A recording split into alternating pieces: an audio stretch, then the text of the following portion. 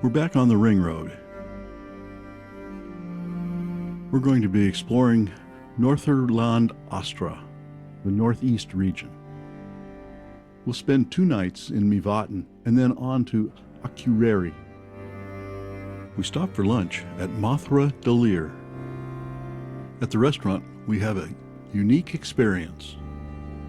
We have to step over a goat to get into the restaurant. Mathra Delir has the distinction of being the highest inhabited place in Iceland at 1,539 feet. Our next stop is Dettafos. The water flows from the Mývatn Glacier, which is now south of us. Dettafos is the most powerful waterfall in Europe, measured by flow times height.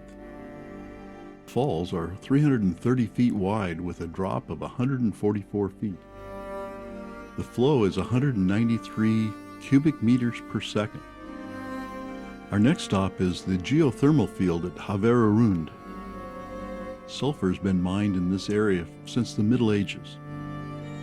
The King of Denmark bought the mines in 1563, and mining continued to the mid-19th century.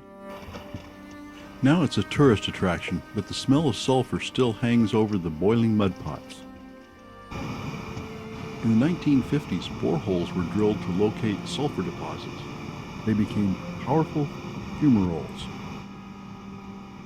We stop at an overlook and see our destination, Lake Mývatn, in the distance, with the Krafla geothermal field in front of us. We arrive at Hotel Reynalith, just across the road from Mývatn, our home for 2 nights.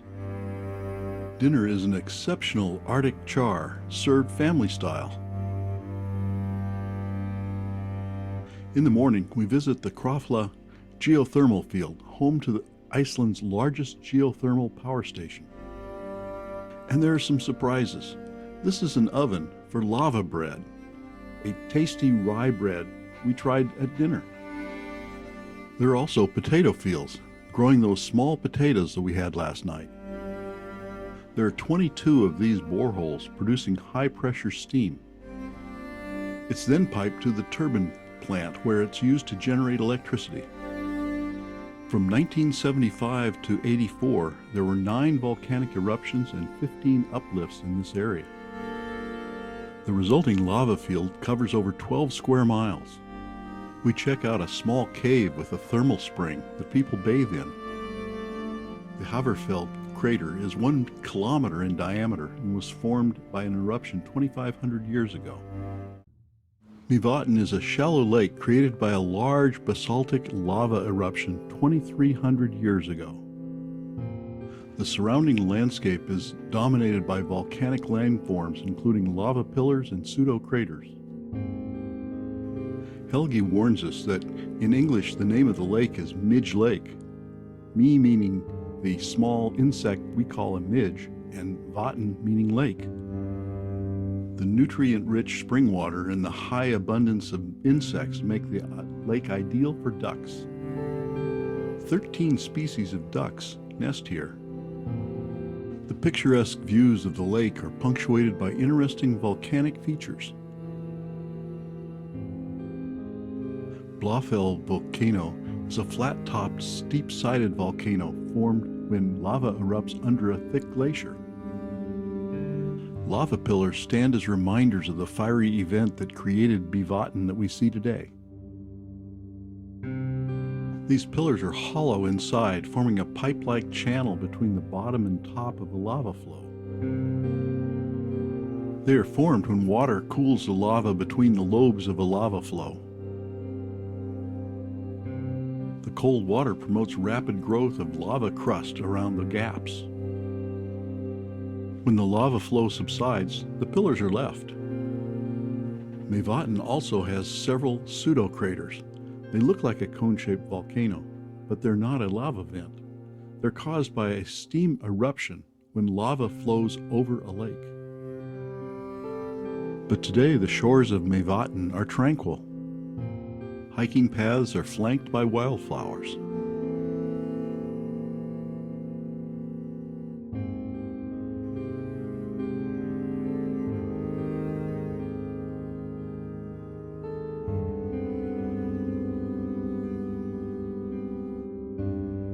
Intrepid photographers seek the perfect shot.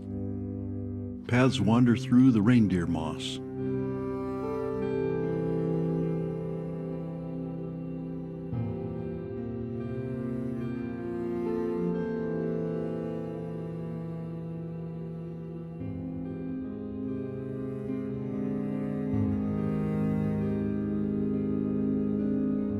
If you're lucky, a redwing will lead you down the path or sing for you.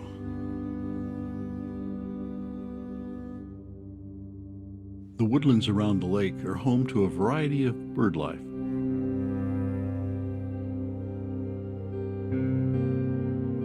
Barrow's goldeneye like Mývatn so well they overwinter here.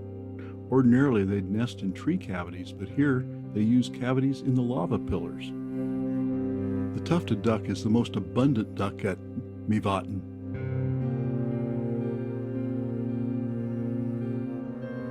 The redneck phalarope is a fun bird to watch and to photograph. Unlike most birds, the female is the most colorful. The male is similar but not as colorful, and incubates the eggs and raises the chicks. If you approach a nest, the male will try to lead you away. The Slavonian or horned grebe is one of the handsomest of birds on the lake. The females are slightly smaller and duller, but otherwise the sexes are indistinguishable.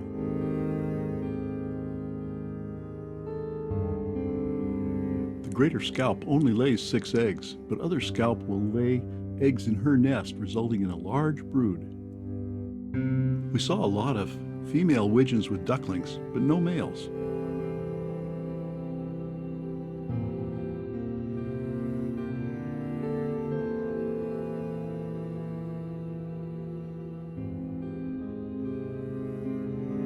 After dinner, we visit these Icelandic horses in a pasture near the hotel. Initially, they were busy with their dinner. Then they noticed us and came over to us.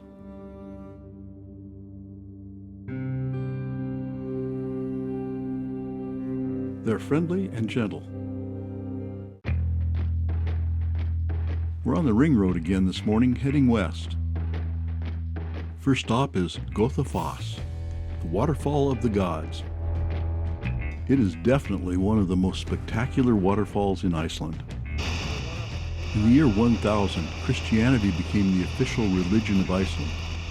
Legend has it that the local chieftain, upon converting to Christianity, threw his statues of the Norse gods into the waterfall, hence the name, Waterfall of the Gods. On the way to Akureyri, we drive through some spectacular scenery. Waterfalls tumble down the steep hillsides. Fjord is the longest fjord in Iceland. It's surrounded by mountains on both sides. The area around Akureyri has one of the warmest climates in Iceland, even though it's 62 miles from the Arctic Circle.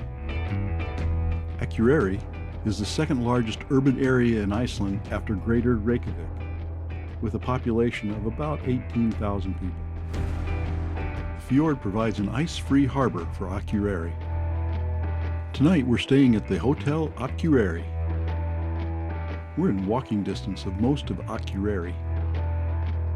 The interesting architecture is distinctively Nordic, with a hint of an earlier time. We're having lunch at Rub 23. Would you believe a sushi smorgasbord?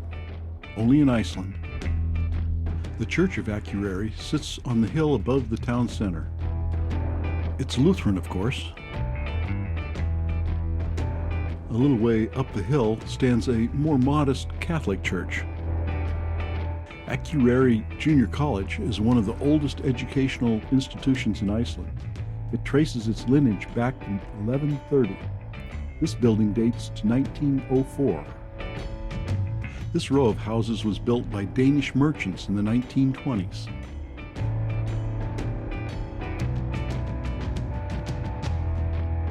The relatively mild climate allows the city's botanical garden to thrive. It was established in 1910.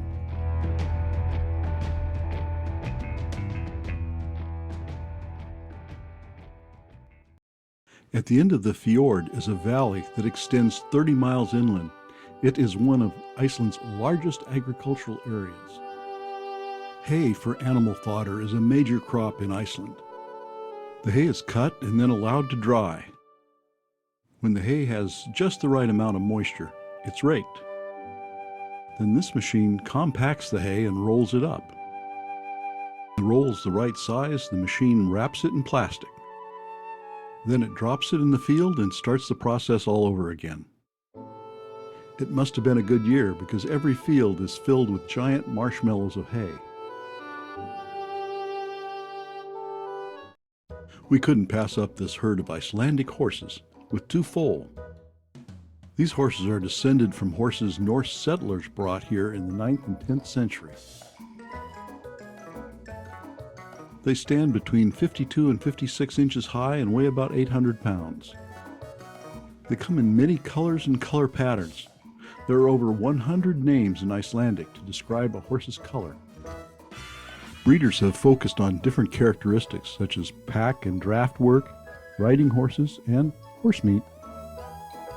They're not easily spooked. They're friendly and docile, and possibly the result of not having natural predators.